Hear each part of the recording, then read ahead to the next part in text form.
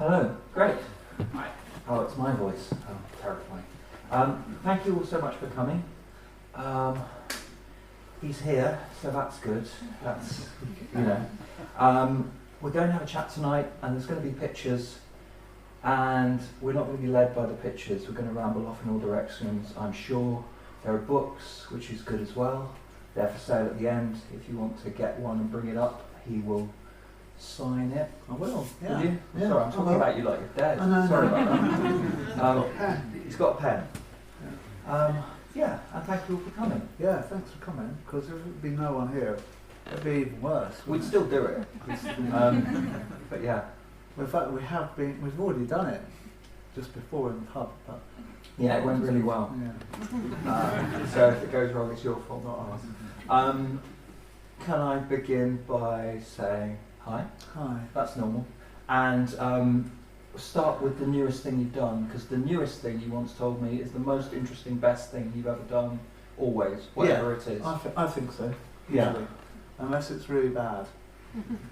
Sure. But this is all probably right? done quite well. Okay.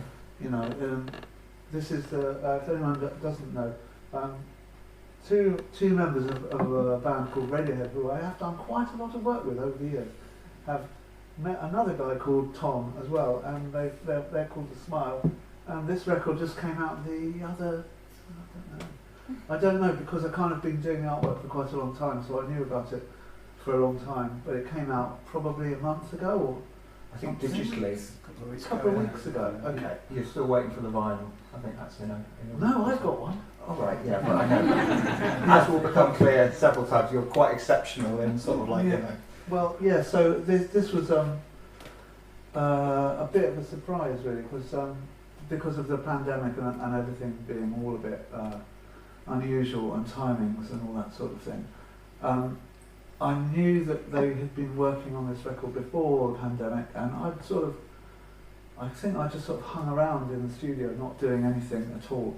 And then there was the pandemic, and then suddenly they'd done it all, and the record was coming out quite soon. And there's like this, you have to always get the artwork done 3 months before the release date for them to make it, and all that sort of thing. And there was not very much time before that 3 month date came up. So I had to think really fast, but it kind of came out okay, I think. Yeah. Was it a smooth process? Not really. Not really. Do you want to take us through the things? In what way not smooth? Well, You know? well, in terms of kind of like the original idea, did your original idea for the cover look like that? No, I didn't have. No, I've never had any ideas for the cover. The cover has always turned out to be something quite unexpected. It's not like, right, got to do the cover. No, it's just because normally I have an idea for the cover that I think is really, really good, but it's actually not very good. Because cover, I've got to sort of get people's attention, I suppose. I think that gets people's attention. I don't know. I'm flailing here. Can you No, that's help me okay. out with your expertise? No, I was quite enjoying that. Yeah, So well.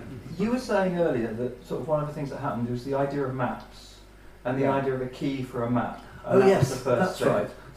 So yeah, because I was a bit desperate, I said to Tom, can you just give me the lyrics, and we'll find everything in the lyrics that's like a thing, you know, like, I'm not very good with the words. Noun? Is it noun, noun? yeah. Is that a thing? That's word? a thing word. Yeah, okay. A noun, or what's a doing word?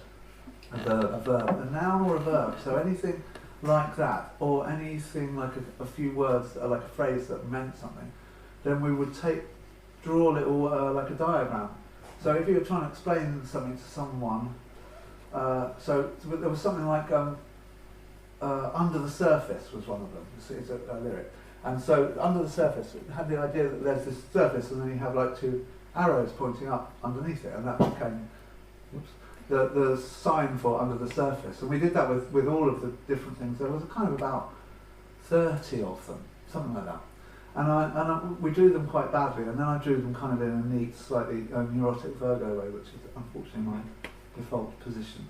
And then I made them into little rubber stamps, so I could stamp maps, you know, because I wanted to, like, you know, on Ordnance Survey maps, and they have like a tree for a forest, and you just repeat the tree. So I wanted to do that, but not on the computer, so they'd all be the same weight. I wanted to make little rubber stamps, so they'd have a sort of individuality and not be mathematical. So we had all of this. So we had the legend to all these maps, and we had all of the meanings of all of the symbols, which we weren't going to tell anyone what they were. So we just have all these symbols, but we didn't have the maps. But fortunately, Tom living in Oxford is full of like really clever stuff, museums and things.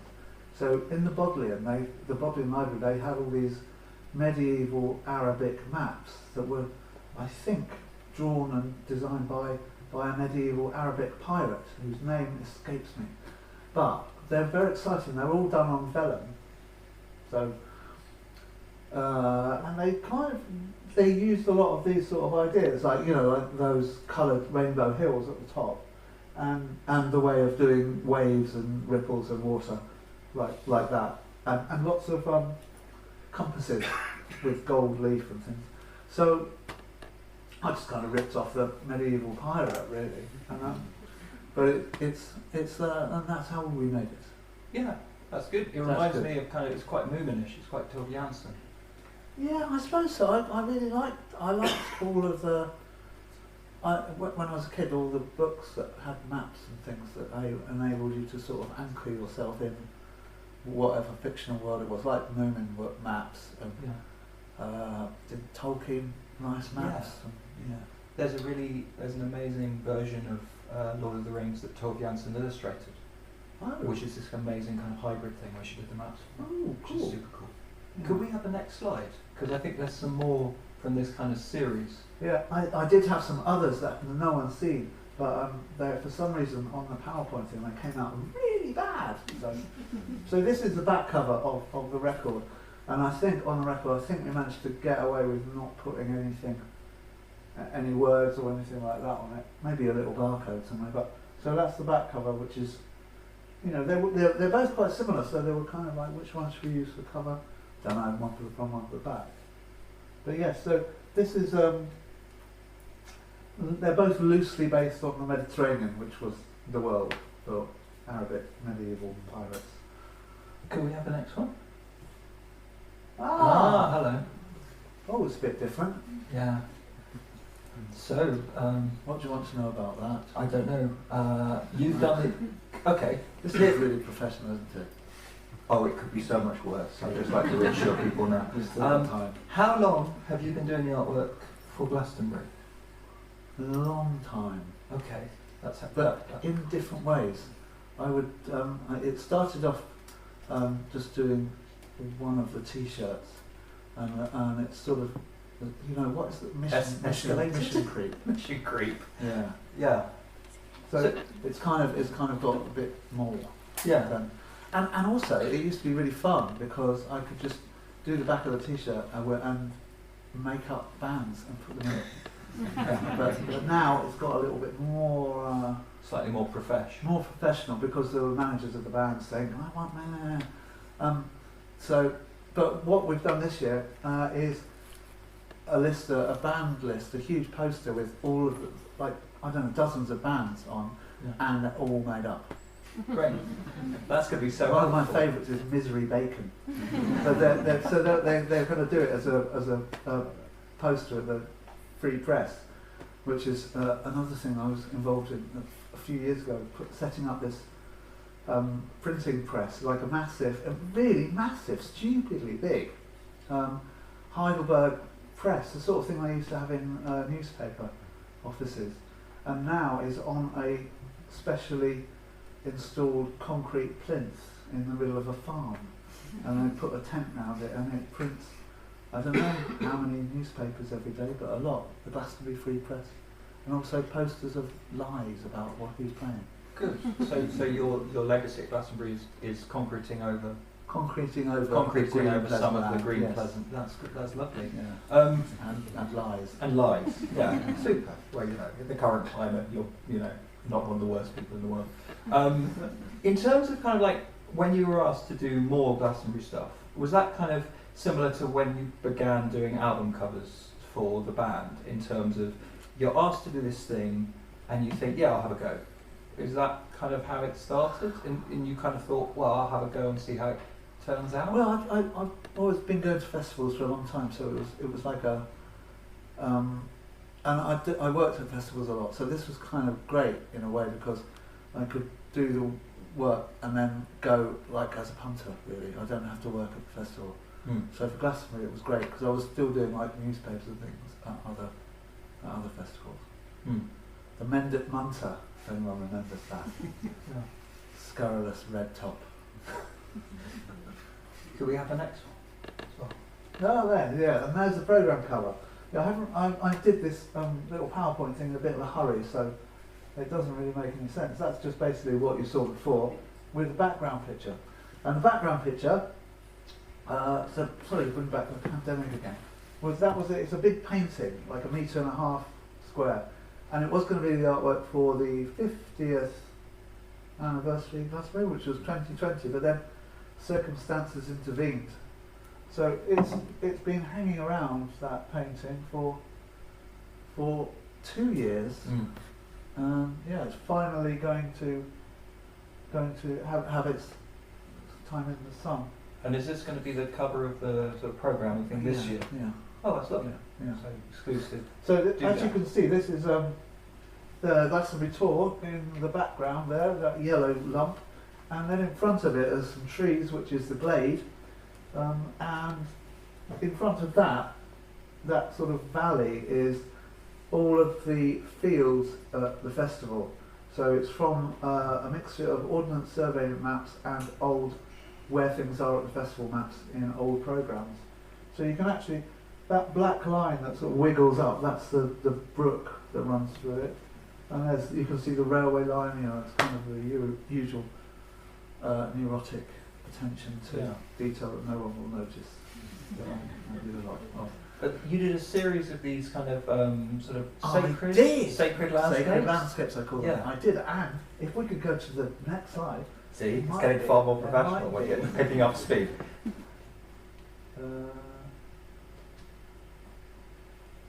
I'm sorry I said that. that's what's just happened there.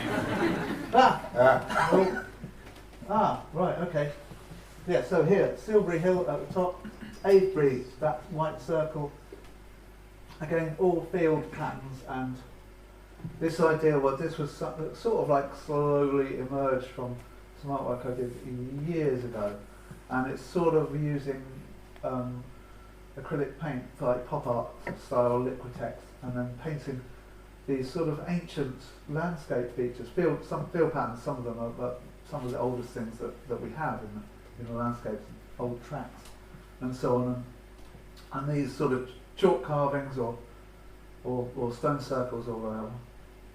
So I've kind of, the idea is, it's probably my memory of some drug-induced reverie where I was sort of thinking about the connection of the land and the sky, and how the land and the sky are intimately connected, and I think I was thinking, it's artificial, the idea that one's solid and one's not. In fact, that you can imagine the sort of mushroom-induced leather that I came up with. But so this is that kind of thing. So I'm still painting these. This is quite a recent one. I'm just about to start one of Wayland's Smithy, which is on the Ridgeway in Wiltshire. You were saying to me a while ago that the Hail to the Thief stuff, which was all sort of LA and plastic and bright colours. That was sort of what led into this. Yeah, but that was originally, you probably know the Hail to the Thief, which is all bright colours and based on science. Those colours. Those colours. Yeah. But it was going to be topiary penises. It was. That was the same idea. Yeah. Yeah. And you took this to the powers that be. I joined the National Trust. Yes, right. Because I was at this time, in about 2004, I was really into this whole idea of the land and the sky, and the idea that they were in some sort of carnal congress.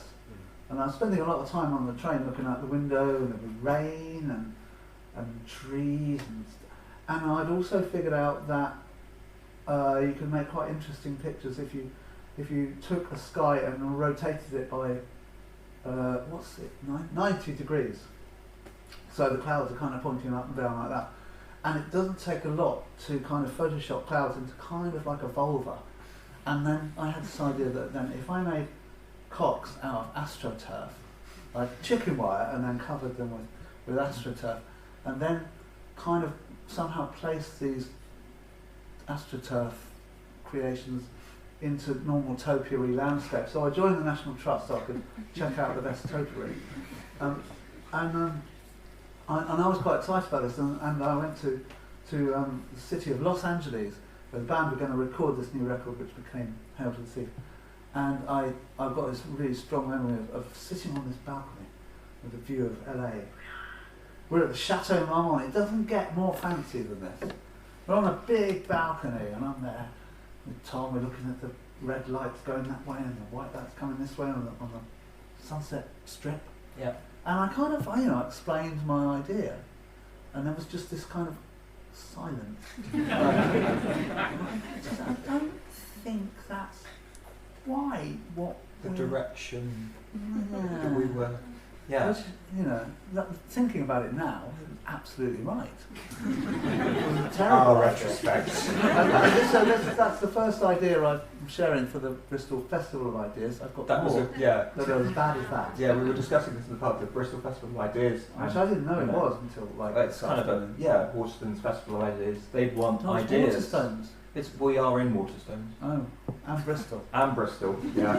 I mean, any way you swing it, which is what your intention was for this album cover that didn't get made. I'm quite interested in the things that the happenstantial things and the things that didn't work out, because they're kind of sort of alternate universes. But I remember you telling me once that Kid A is called Kid A because you had all the paintings and you'd mocked up some... Oh yeah, we had loads of covers. Titles and covers, possible covers. It was another record company deadline. We've done loads of it. We spent about 2 years faffing about really, and they had great hopes that the next OK Computer was going to be delivered. So they were really excited and gave us loads of time and encouragement. Yeah, you can do whatever you want, kind of thing. Big singles, sing-along choruses. Stadium rock. Yeah. Yeah. Anyway, so we had loads of covers.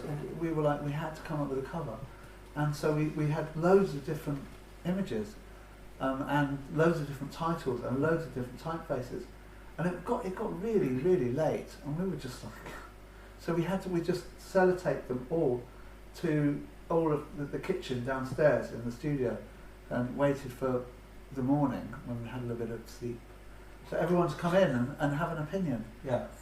And so that was, Kid A looked best. Yeah, right. That font looked really, really good. Right. The words looked really, really good. Everything looked really, really good, because there were some others that were not so good. Right.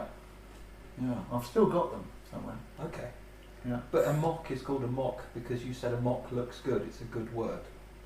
I didn't say that. Tom said that. Oh, did he? Yeah. I think with the K and the M and the O and the A. Yeah. Damn. Yeah. There we go. I find this interesting, but we'll be the judge when we get to the audience questions, which happens later. It's can we have some proper questions, please? Yeah. Can we have a few more slides? Yeah. Oh, yeah. Where's this? This is the Cern Abbas giant. Again, see, it's the same thing. I just kind of stuck them all in because I've only just had these photographs. And the paint going up, that's the same idea of the land. Not in the topiary cock form. Not in the topiary cock form, but still, much more restrained. Okay, yeah. And I'm this is me being my Virgo kind of tendencies. So I have to take, because they're quite big canvases. Because these are all painted canvases. They're all massive canvases. And blackboard paint, and which is very, very black. Yeah. And so then I have to turn around by 180 degrees, and then I used to use little film cans of liquid paint. But it's got really hard to find film cans now because, the modern world. Yeah. Who uses film cans? No one. So now it's much better. I use those sauce bowls. You get tomato sauce. Like cats. Okay. Not shaped like tomatoes, but the sauce bowls. No, that'd be ridiculous. It would be. Yeah. So that's how those are made. Okay. So I want to do a show of those sometime, and I've done it more. So are these all down in Hove where you've got your studio? Yes. Oh. Could we have the next one? Where's that? Old Man of Wilmington. So I'm sort of doing these chalk figures, and then I moved on to stone circles, which might be the next one. Yes. So this one, this is This is Stonehenge. So this is all of those circles and things are the tumuli and features of the pretty well preserved Neolithic landscape round Stonehenge. But what I did, I very carefully drew out the plan of Stonehenge, how it looks, you know, the stones, and it's unrecognisable. I mean, it's totally recognisable to anyone, you know, the silhouette of Stonehenge. And I did it there, but unfortunately it looked really Spinal Tap. You know, I just had like where that white bit is, it's a little white Stonehenge. It looked kind of like gappy. I remember it. Yeah, I remember it being on. So you just kind of went over it. Yeah. Oh, right. It's way better, isn't it? Yeah, it's like it's like beamed up. Exactly. So you know, yeah. See, so that was just explaining how something can be really bad, and then you sort of rescue it. Yeah. Can we have the next one? Where are we now? See, something different. Yeah, something racing something upbeat. Something upbeat. Upbeat, lovely. This is the famous Dark Hedges in Northern Ireland, County Antrim, I think. Someone sent me this photograph. It's illuminated by car headlights. This was how I didn't go mental in the pandemic, because it was really grim. If you recall, it was a really long winter, and the government were doing Brexit in the most thick way you could even, you know, it's pretty thick anyway. Things have so they were really now, big, massive. They really have. And like they were using the term like acceptable death rate for 5,000 people dying every hour. I don't know. It was awful. So I was drawing these sort of drawings to sort of cheer myself up a bit. And they all showed a way out. That was my kind of thing. So I started doing this like vanishing point pictures, and I had loads of time. It was great in the pandemic in some ways, you know, aside from the, you know, loads of people dying and everything. But I kind of experimented with lots of things. So this was done with copper leaf. It's really complicated. But if you screen print this low tack adhesive, then you can put copper leaf onto paper. And then I had this liquid, don't know what it's called, but it makes verdigris happen on copper, you know, like the green thing, greeny blue. So I had this plant sprayer, and I could spray the copper leaf, and it would go verdigris in about, 12 hours, less than that. Really. Possibly very dilute acid or something. Could have been, I don't know what it was. Yeah. I think it did sting a bit if you got it on your tongue. Right. No, you shouldn't drink it. Was there not a sign that said don't drink this? But I transferred it to a plant sprayer. So right. But, Sure. yeah, and then I put a layer of varnish over it to stop air getting to it anymore. So You stops stop it. Yeah, and then printed on top with graphite powder. So I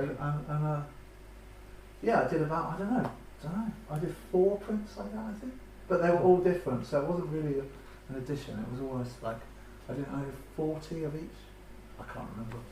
Do you often kind of like think in terms of new materials, because you move materials a lot? So you use lino, you use gouache, you use oil paint, things like that. Yeah. Are you always kind of like drawn to the possibilities of materials you haven't used previously?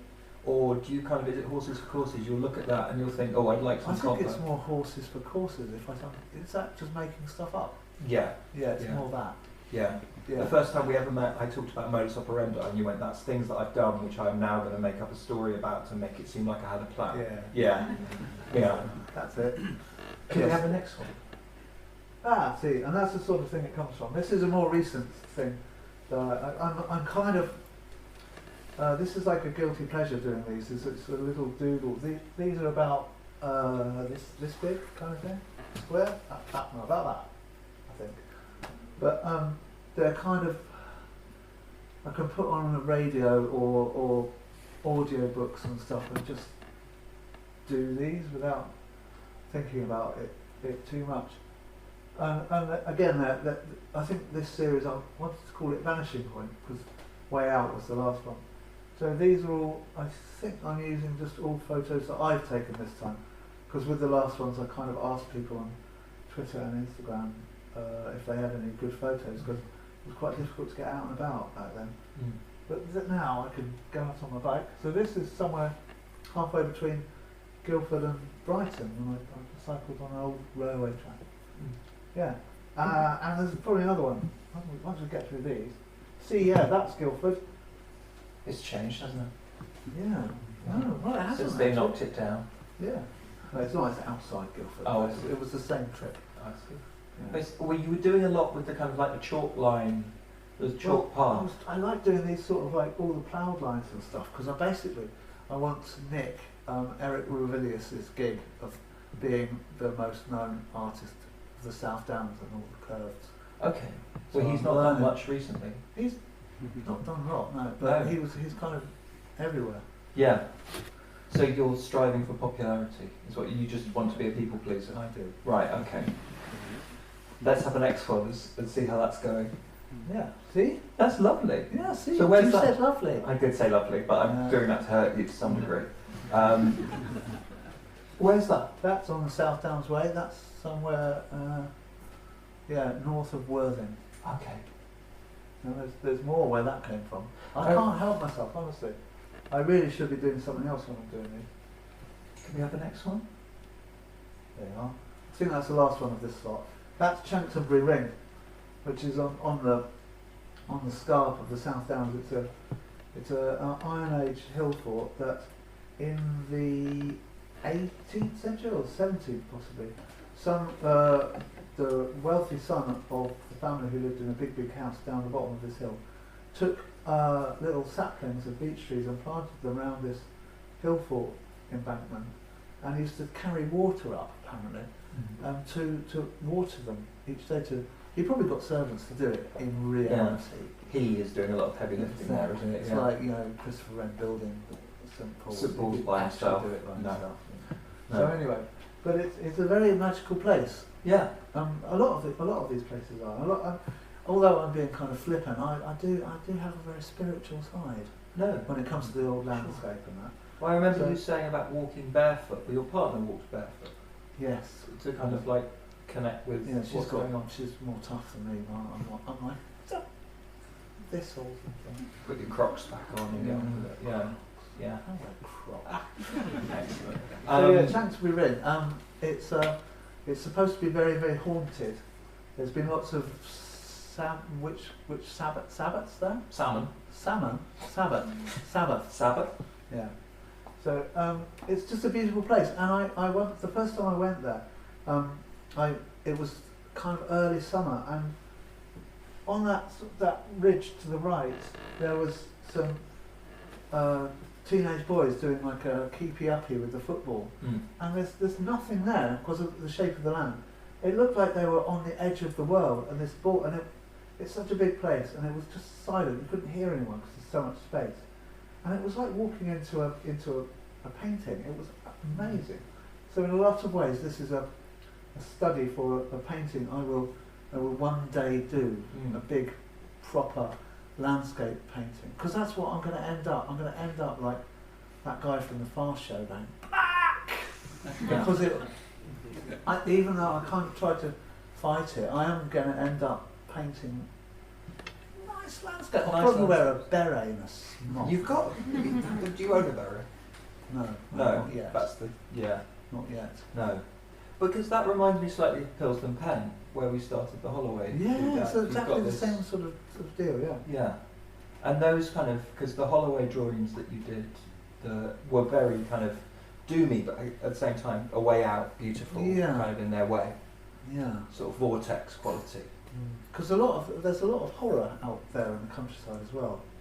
A lot of a grim side to it. Not a bucolic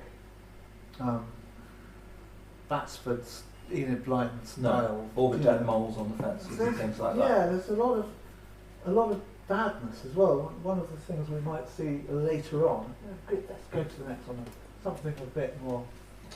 Hey, there we are. Yeah. Familiar. Upbeat personified. Good. Yeah. Yeah. So yeah, there's still a thing with landscape. I have noticed that I've got a bit of a thing about it, because I when I started doing all this stuff, I wanted, especially doing like the Radiohead records, I wanted to kind of do something completely different for each record, because I kind of felt each one was a different project. Yeah. Well, And you it said was sort of the idea of being different people. you said you wanted to be anonymous in the sense where you wanted, so someone who picks up a Radiohead record, you know, and then looks at another one, you wanted them to think that someone else had done. Exactly. They got a different person in for every record. Someone, you know, just new. Yeah. And also, I've realised that as I've sort of tried to kind of make a bit of a way in the art world, is that that's really bad. You don't have a signature style. No. So if you like, I don't know, put rocks on top of other rocks, or I don't know, paint green-faced women or something, you've got a thing, you know? Yeah. I haven't got a thing. You haven't got a thing. No, it's really bad. And I sort of didn't realise that I did have a thing until I made one of the books available from this fine bookstore. Yeah, over there. But because I had to, I wanted to put all of the stuff that I'd done in some sort of sense and order for several reasons. But mostly because I will probably forget as my brain fails, and as I get older and more cells pop. But also I've got a really bad archive of, it's just like my teenage bedroom. It's really bad. It's just stuff everywhere, and the only person who could find anything is me, and increasingly I can't find stuff. But you had loads of things on zip disk, didn't you? Yeah. Yeah, and you know. Just Yeah, but I did what I think I've just gone off the piece, haven't I? But No, what I realised was there was something that linked it together, and it is stuff like landscape and colour, perhaps. But it's not enough of the signature. But then, you know, eventually it's just going to be, you know, in a book with your name on the front, or on some records with their name on the front. Yeah. And that will probably, you know, Yeah. people will put it together. Yeah. I wouldn't worry. No, It's probably going to be I'm fine. all right. Okay. More events like this will probably, you know, Yeah. raise your profile and Yeah. brand. I wouldn't worry. We'll My go on the brand. road, your brand. Yeah. We'll shift some units, mate. Yeah, It'll be shift fine. some units. Can you tell me, so how Yeah. does this is based on a painting, at the heart of it is a painting? Yeah. And then you, I think there might be two or more. okay. Because this was done about 20 years ago, more than 20 years ago, in about 1999 probably. And this is when Radiohead had their first studio. And I installed myself on a sort of mezzanine in this converted barn. So I had a load of computers up there, which at the time were massive. You had this basically a huge telly on top of a white typewriter with a great big box of humming knowledge next to, wired up with great big plugs with millions of prongs and stuff. It was quite something. It was like 70s spaceship or something. But so we were starting to use all of these new ways of working, which was great. So Photoshop, obviously we had to sort of teach ourselves how to use that, because it kind of came into existence in the gap after art school and then what we were doing, so we kind of just made it up. So there's loads of things I still don't know about Photoshop. And there was this other program that Nigel, the band producer, he found, and I think it was called Lightwave, and this was brilliant. So like, I was making these big paintings in a kind of shed, and we could photograph a painting. So it was a colourful painting, or painting with making marks with sticks and the knives, and they were very textural. I used a lot of something called Polytex Polyripple. It's like Artex, and you could you put it on with a knife and then make it relatively smooth, and then you can write in it with a stick when it's dried a bit, and then you can smooth that over so you can still see bits of the writing, and then you write raw writing. So it's like a kind of evolving facsimile of all of the sort of concerns that I was sort of trying to express in those. So what I'd do was get film camera, still using it then, get photographs of these paintings and then scan the photograph, and then with this program you could make a black and white version of a photo, the digital photo, and it became a sort of bump map. So black is low, white is high, and the greys are, the contours and stuff. So, and then you sort of digitally lay the colour version of the file on top. So the dark colours are in the valleys and the light colours are in the on the high points. And then, this is the cool bit. You get, I'm sorry, the rest of it a bit boring, sorry. But the cool bit is you get this camera which doesn't really exist. Because back then, that was mental. Yeah. Well, oh, what a camera, where's the camera? It's just in your mind, on the screen. And then you can fly that camera through this landscape that you've made. So you've made from a flat painting, flattish, you've made a landscape with valleys and islands. So this is kind of the Kile volcanoes, this is all that yeah, stuff. well, sort of, yeah. And, yeah. And then you fly the camera through, but unfortunately, the only way we could get any of that information off the computer was to do a screen grab. So the screen grab is kind of 72 dpi, it's really, really bad resolution. So we just didn't care. So that's why it's massively pixelated, you know, on that those jagged lines. So there's some parts that are really detailed and are, you know, 300 dpi, which is what you need a photo to be on a printed page. And some are 72 dpi, which is what computer monitors at that time display that. So it's quite nice to be able to mix kind of a hand-made line, like, or what one of these, you know, like the hedge lines there, which are done with a pencil or something, and painted stuff, and also lightweight imagery that's taken off a computer, and then we assembled everything on a computer. We made absolutely loads of work, way too much. And this kind of hybrid thing, you're kind of mixing the analog with the digital at that point and kind of like making something else. Yeah. Could we have the next one? I think there's some more from this kind of... There's loads. Yeah. So is that's exactly the same process. Okay. But that's another part of that artwork. And what was the kind of, because after OK Computer is you, isn't it, pretty much?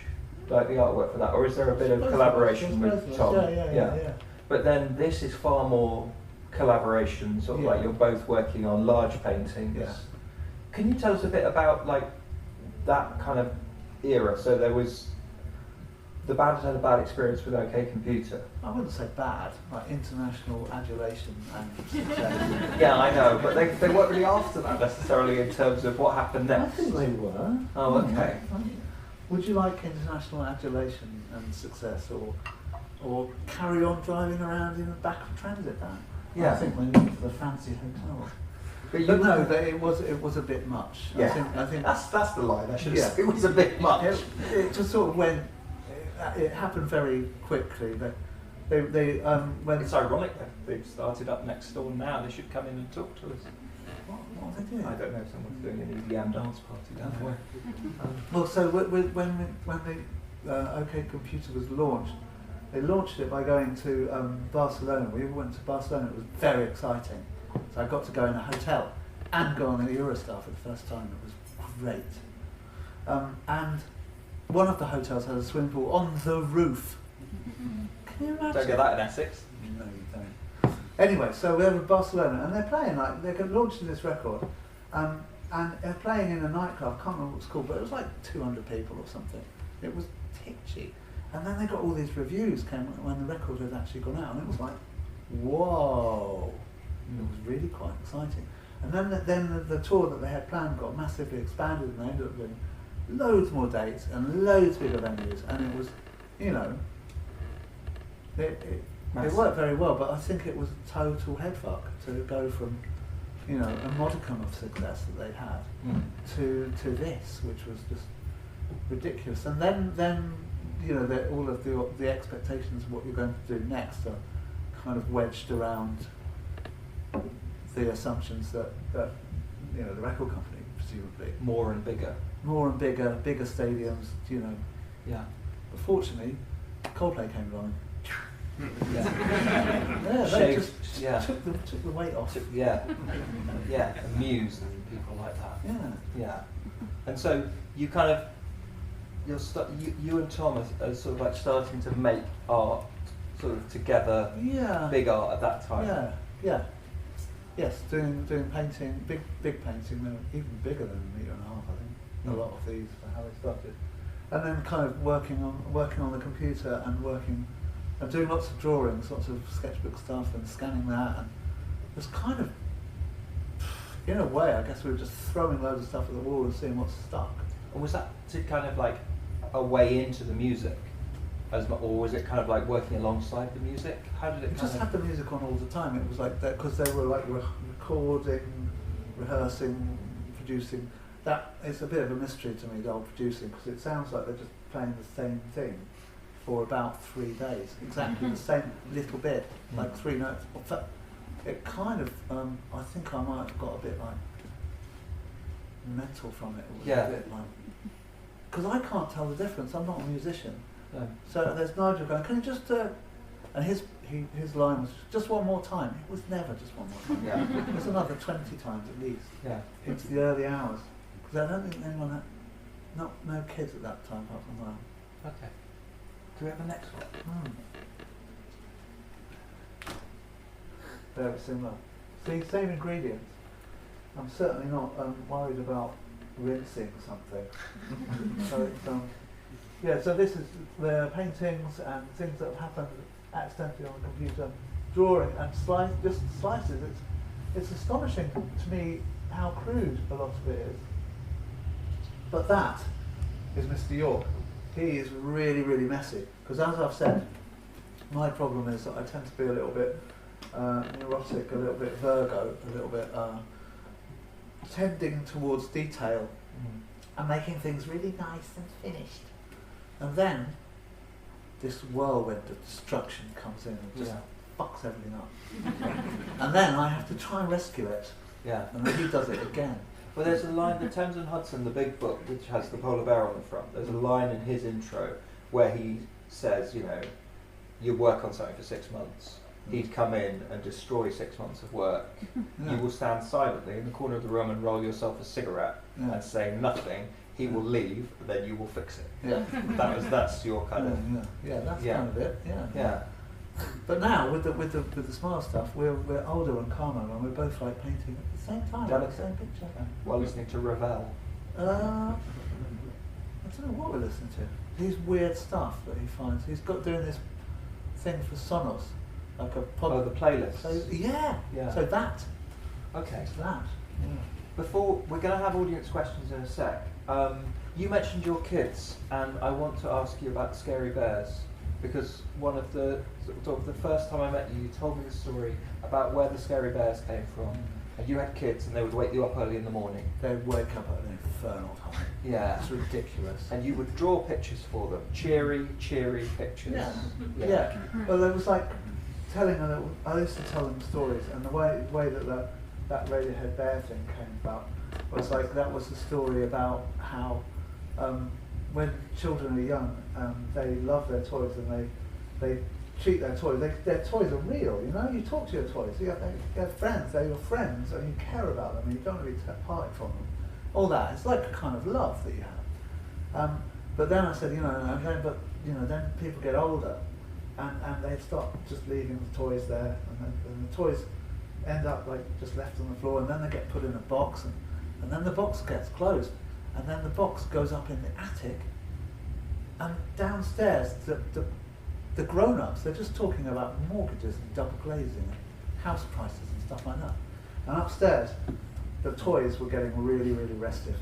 They were getting really angry, and growing big teeth. And then they eventually come down the stairs and they eat the grown-ups. Yeah.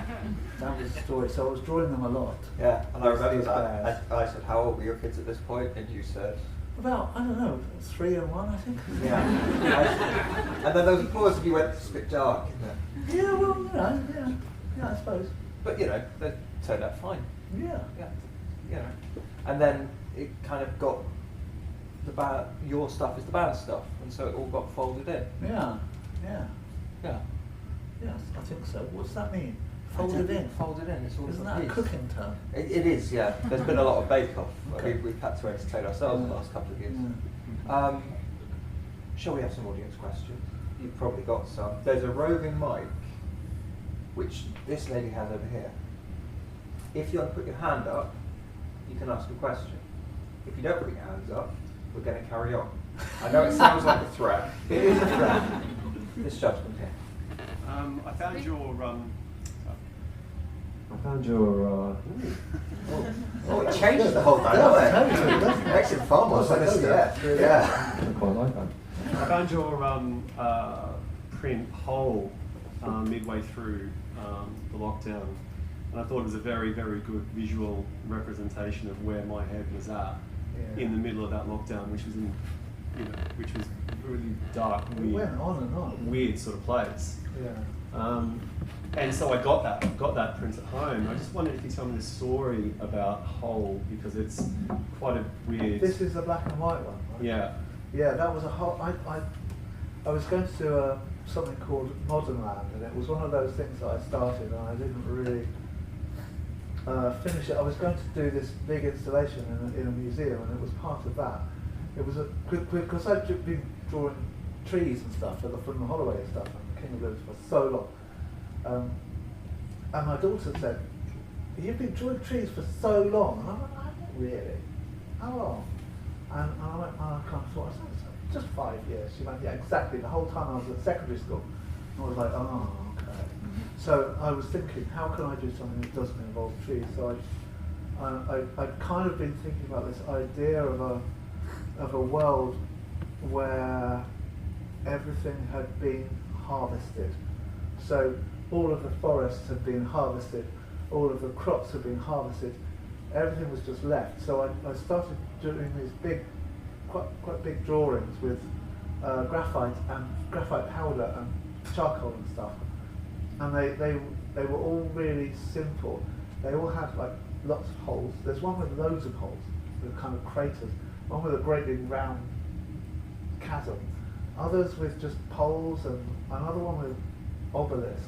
I don't quite know where all this stuff came from. It's like a dreams, I think. This was used in the Tomorrow's Modern Boxes. That's right. Stuff. Yes, some of it. Yeah, yeah. I've still got them all. I don't know what to do with them because they were actually kind of even more depressing than the etchings I once did, which were the most unpopular thing I've ever done. Oh, so yeah. How do you know when something's really unpopular? It worked in his case.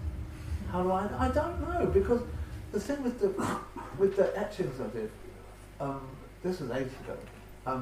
I did all these etchings working in Cambridge for ages, and they were really. I thought they were great. I was really chuffed with them, but they were like the most unpopular thing I've ever done.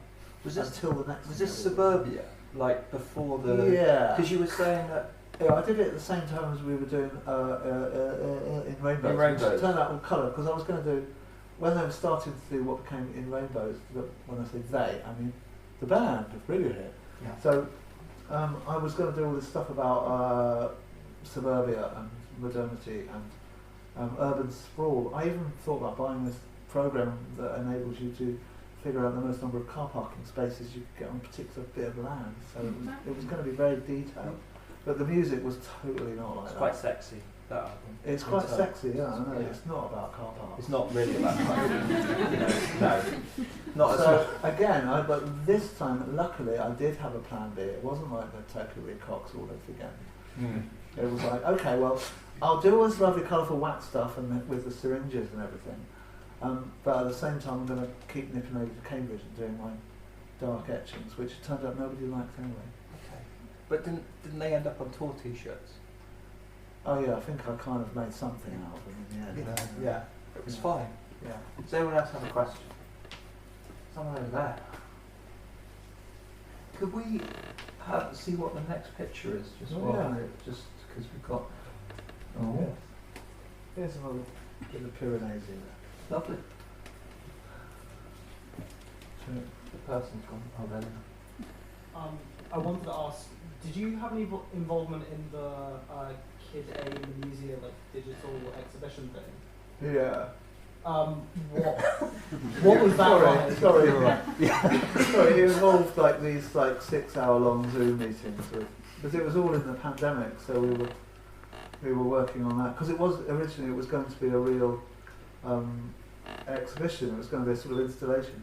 We had some really exciting ideas. We were working with this team of architects from New York, and they specialise in welding shipping containers together in crazy shapes. So we'd worked out this mad shape of welded together shipping containers that we were going to paint red, and it was going to look like it had kind of crashed into the side of the Albert Hall, because we could actually get away with that kind of shit. It was amazing. We met all these people from these fancy museums. We were like, yeah, sure. It was amazing. So anyway, we had all this plan. There was going to be this big atrium inside these spike of like crash-landed spaceship shipping container thing. Honestly, it was a lot of detail. We were going to have a lift, and we had fire stairs, and there was so much detail. It was crazy. But then, you know, global pandemic of viral pneumonia, putting a load of people into shipping containers, not really a very good idea. So we had to totally abandon that. But because we've been planning it all using essentially the same software they use to make video games, computer games, we sort of carried on with that and then sort of hooked up with Epic. I don't know what happened with that because we did an enormous amount of work and then it came out and nothing happened. So I don't know. Has anyone had a go at it? The old kid. Yeah. Oh, okay. Yeah. But it's really good if you've got a curvy screen and a PlayStation 5 and headphones and things like that. But just on an iPad, it's not so good. There was a vortex with scary bears in it. And you kind of crossed it. There was loads of that stuff. Yeah. Can we have the next picture as well? Pylons. Now, Shit, I almost forgot about. I was I trying know. to get round to these. 5 minutes now on pylons, ladies and gentlemen. Pylons. It's the pylon section you were all waiting for. Yeah, I'm kind of like this is a bit sneaky really, because I'm just using this opportunity to get pylons into the discourse. Because I'm really interested in pylons. I've always been really interested in pylons, but I'm a terrible photographer. We could have the next slide. Ooh. And what I really want is a book of international pylon design. So every pylon, because they're different. The first time I went to France, I was so excited because the pylons were different, and they're different in almost every country. And apparently, there's a new pylon design out there where they're basing them on wind turbines. So the new pylon will just be a pole. So what I'm really hoping is someone really good. Look at that one. That's quite malevolent. That's a threatening pylon. I don't think that pylon was put there. I think that pylon got there with its own ingenuity. They've probably got another one. Yay! Oh, this is happening. Yeah, I think that's the last one. But yeah, so the idea is that someone will be really good out there. It's a kind of like, what's it called when you group something? You group, crowdsource. Oh, crowdsource. Okay. Yeah. You crowdsource something. So the idea is that there should be a big compendium of international pylon design with high quality photographs, schematics, yeah. Blueprints, yeah. the names of them all. If they've got, I bet they've all got names. Because you wouldn't design something like that and not call it, something. Zaphod. Yeah, something like that. Yeah. Yeah. And so, just to be clear, you want possibly someone in this room to make that book, or just the people of the world, and give you a copy. Give me a copy. Yeah. Okay. That's it. That's why the pylons. That's why the pylons are in there. I've also used pylons quite a lot in the work. I'm a little bit obsessed with. What's the next picture? Okay. We should have another question. Okay, yeah, another question. Quickly, we could go. There are any? I don't think there are. I mean, there's Brave person. Hi, yeah, just a question about the creative process, really. So, when you work with Radiohead, does the music come first, or does the art come first? How is that dialogue? That was a really good question. I should have been asking you questions like that all the way along. Yeah, that would have been good. That would have been good. Might have been to learn something useful. Yeah, it would have been. It's a sort of. I mean, it depends. Like sometimes, like with the Smile, they because of the circumstances, they essentially made the entire record before I started doing anything.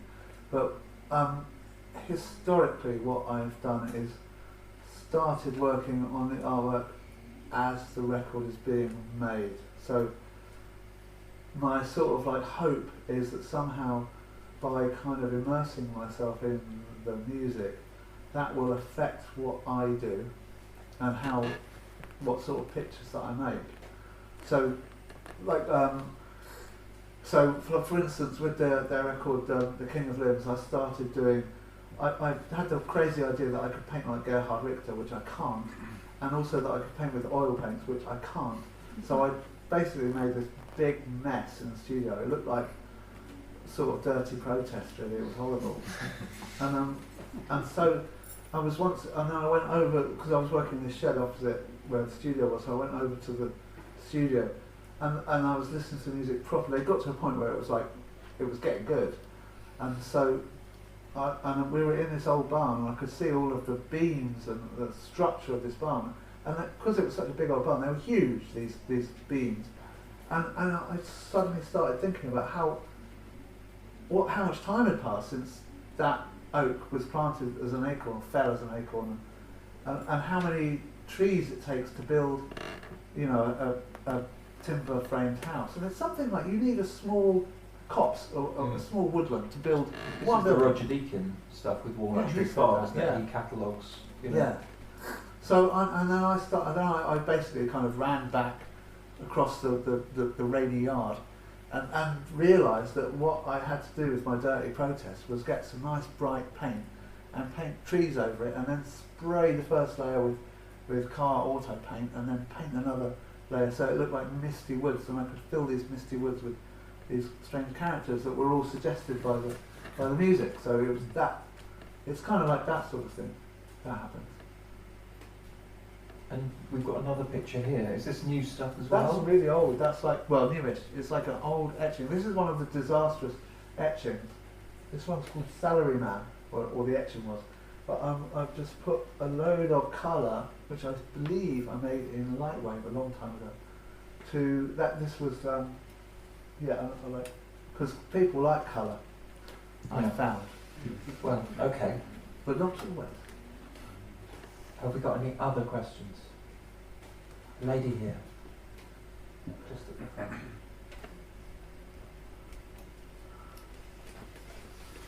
It'd be good if they had one of those wires where it just. I was just going to ask if you've ever struggled with collaborating with other artists or like working with other people's ideas. Stealing people's ideas. No, working with other people's ideas, not stealing. Well, I do that too. Is it like somebody suggested something and have you ever just kind of wanted to tell them that's not what you want to do? Well, yeah, that happens with Tom sometimes. I'm kind of like, I just like something. I was like, I don't know. We have this sort of disagreement where I'll be like, really, in green, really, and he goes, yeah, you know, might be, and I'm like, so I have to try it. So you Because sigh. he might be right. You sigh a lot. I sigh, yeah. Right. So, because quite often, despite what I initially think, he has been right quite often with certain decisions, but not with all of them. But I haven't worked with loads of people, so it's Has Robert McFarlane ever done something to really piss you off? Robert McFarlane. Yeah. No, Robert McFarlane's the He's nicest the guy in nicest man in the publishing. world. He really You need is. to say that, otherwise really I'll is. find out. Because when Murderous. we did a book with him, Holloway, and I've done his the covers of his books. But somebody told me, it might have been you, that when Robert McFarlane got kind of famous after he published The Wild Places and what was the one that was really Genuinely terrified what you're going to say. no, but apparently the press, this amorphous on, they tried to find dirt on him. They phoned everyone up. Got any juice on Robert McFarlane? Yeah. Nothing. There's Nothing. nothing. Which makes you think, doesn't it? That's what they think. That's what they said about Dorian Gray. He's such a nice guy. They did. Yeah. And Rob continues to remain quite young, I know, doesn't he? Weird. Really, really. So these pictures are from a book called yeah. Bad Island, Yes. which was lots and lots of lino cuts. 80 lino cuts. And how It's many about did you think it was going to be when you started? I didn't really think 20 it through. or something, it's No, I gonna be thought small. about 5. 5, yeah. I don't know. But yeah, it was just an idea and it got out of hand. And it was, I'd read, what's his name? Noah Harari? Yeah. Sapiens. Do you know that book? Sapiens. It's really good. So I'd read that and I was just like, ooh, things aren't looking so good. So I thought I wanted to make a book that could have been made at any time since printing's been invented. So this is, I kind of imagined that this book could be sold in a medieval marketplace or in some apocalyptic future, because it would still do the same thing, because there's no words in it. It's just 80 pages of of things not going awfully well, really. Yeah. So it starts off with the island, and then it ends with the island as well. But some stuff happens In the middle. in the middle, Yeah. which is, not that great. And this is exactly the sort of book that one should publish just before a global pandemic. Yeah. So we have the next one as well. I've forgotten. Oh. Yeah, another type thing. See what I mean? Jack of all trades, master of Yeah. none. Very good though. I mean, this is Anima, so this is This is one that's of Tom, isn't it? Tom's solo record. This was, I think, before the pandemic. Yeah. Yeah. Yeah. And the next Sorry one to as well. keep saying pandemic. I can't help myself. That's from the same load of work. So these again. What was it? How did we come up with these? That's right. We listened to the music in his. He's got this basement studio in a just normal basement in a house. So it's dark and cramped and small, full of wires. It's not a castle. It's not a castle. No. He hasn't got a castle. Has he not? No. Oh, okay. I know, it's disappointing. Yeah, I would have thought he could Yeah. get one. Well, so we're in that, and we're playing all the music and writing down everything that comes into your head from listening to music. Because that thing, if you listen to music, it makes you think of stuff, right? It's like a story. And then if you write down everything, a lot of the things that you write down will be total garbage, but some of them will be good. Sort of juxtapositions. and- Yeah, so this was that. Oh, look. This is Versailles. Good drawing, hey? So we drew this, and I drew a very careful floor, and Tom erased it with a rubber, and it looks great, doesn't it? It looks like a kind of really highly I reflective. said that's quite lucky. It looks great because otherwise you might have, Yeah. hit him with sticks or So something. it was all going well. The drawing for Anima, but I think the next one is one that didn't make the cut. Here, yeah, chicken Versailles. So this is a mixture of Versailles and chicken cottage. And I don't know, I think modern rock stars are a bit out of touch. He'd never Did heard he veto he'd that? never He'd heard never of chicken cottage. Wow. How could he not have heard If of chicken cottage? OK Computer hadn't taken off and there's still no transit ban, he would have heard of He would chicken have heard of cottage. chicken Yeah, cottage, I know, out of absolutely. touch. Yeah. So yeah, that's that, which I really liked, and I used that for my I've moved to Brighton moving card. Okay. Chicken cottage. Chicken cottage. Yeah. Does anyone else have a question? We're probably going to finish quite soon. So, oh yeah, you see, give them a deadline. They come up with a question. Hi, I'm interested in what's coming next. You've had this exciting life, you've worked with lots of interesting, musicians, book authors. What's the sort of phone call or email you're wanting to hear back for that big project that you're hoping you can get involved with? I'm to be honest, I'm really not. I would like to. No, but I would like to just do. I'd like to do some painting. I really would. I've got sort of two. I want to carry on with the sacred landscapes one. So I've got this other idea, which is called Damage, which is big painting. So I've got these sort of pages of notes for them, which is just words. But I'm really, really keen to do that, and I would like to concentrate on that. Really, I sort of that big project stuff. I've sort of done quite a lot of it, and I'm a bit tired. I think I've got jet lag. You've got to write that novel. I've got. Oh my god. Yeah, I'm Yeah. supposed to be writing a thriller. Apparently. Yeah, apparently. He had an email today from his agent that went, how's that novel going? Yeah! With the bad murders in it. And he's like, not started. Yeah, I don't know. But don't know. I know. It's alright, you could crank that out, couldn't you?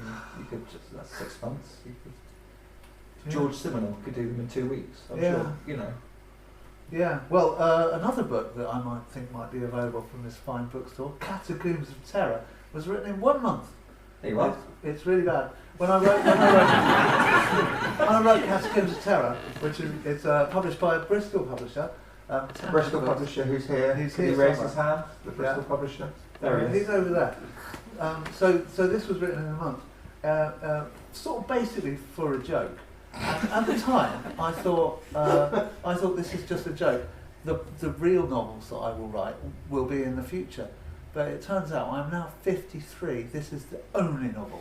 Do I've you written. think it would have been better if you'd spent 2 months on it? Probably. Right. It's excruciating. Okay. Well, as we say, it's available for sale. Yeah. So if you want to be the judge.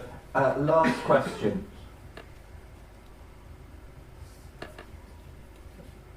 Gentleman just here. If it's a bad question, I'll ask you something else. Yeah, It's you fine. can just upgrade it if it's bad.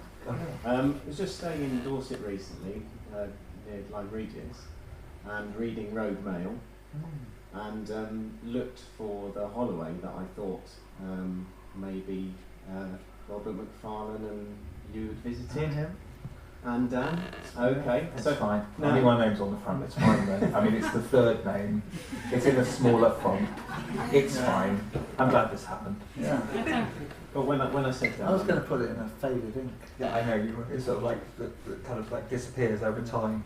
Yeah, sorry. So I was looking for that Holloway. Was I warm? I was basically like bottom of Colmers Hill, near Bridport. Yeah. Yeah. The thing is, we're not sure where it is. We thought we found it.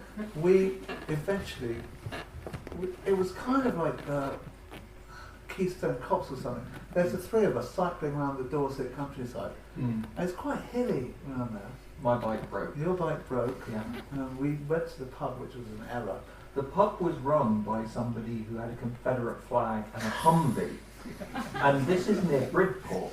And he wore a Confederate flag bandana. Yeah. And he seemed a perfectly nice man, apart from all the evidence to the contrary.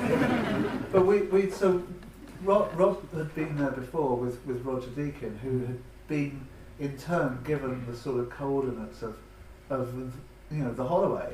Yeah. And if anyone doesn't know the book Road Mail, it's about a guy who tries to shoot Hitler, fails, gets caught, tortured, escapes, chased across Europe by Nazis, into England, chased across England by Nazis, goes to ground in a Holloway where he hides. Mm.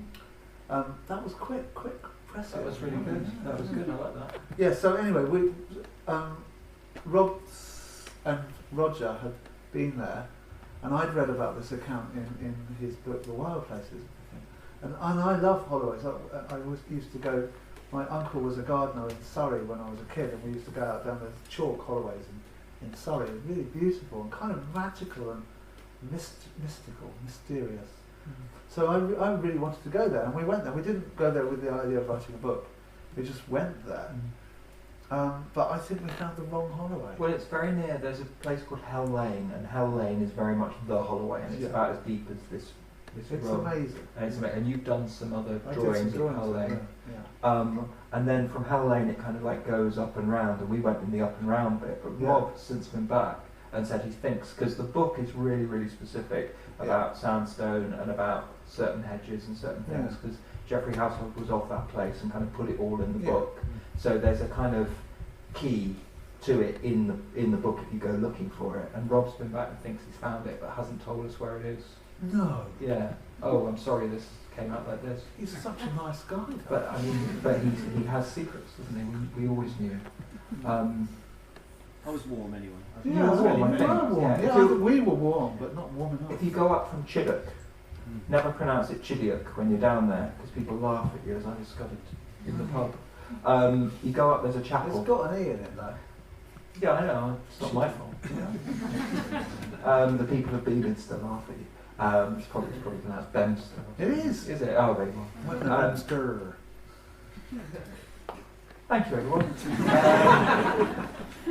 He's been Stanley Donwood, and He's been Dan Richards. and he was really good, and it didn't go that badly. Didn't go that badly. Didn't go that badly. It's good night from him. Good night from him. Books are available over there. Yeah. Come up, Hillside, isn't it? Thank you.